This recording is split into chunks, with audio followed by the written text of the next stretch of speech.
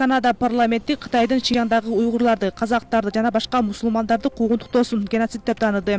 Бул туурасында 22 февралда Канада парламентинин өкүлдөрү үйүндө канадалык мыйзам чыгаруучулар документти бир добушка салып жактырды. Ошондой эле Канада парламенти эгерде уйгурларга карата зомбулук мамиле азыркыдай улантыла берсе, анда 2022 жылы Бейжиңде өткөрүлөрү белгиленген кышкы Олимпиада оюндарын башка жайга көчүрүү керек деген түзөтүү сунушунда добушка салып кабыл алды.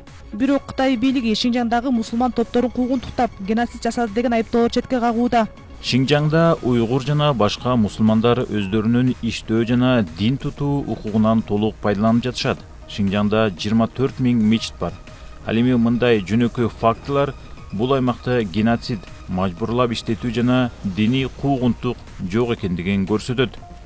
Белгилей кетсе, Шинжаң уйгур автоном районунда байырлап жаткан уйгурлардын ичинен бир дегенде 1 миллиондой киши, алардан башка да чөлкөмдөгү казак, кыргыз сыяктуу этностук ачылыктардын миңдеген өкүлдөрү лагерлерде азап тартып жашашкандыгын укук коргоочулар айтып келишет. Айталып, буга чейин Казакстанга жана Кыргызстанга качып келген айрым кытайлык жарандар 2008 жылдан тартып уйгурлардан башка этностук ачылыктардан жигердүү өкүлдөрү да 10 миңдеген кишилер кайра тарбиялоо лагерлери деп аталган абак жайларга кармалып жатышканы ачыкташкан.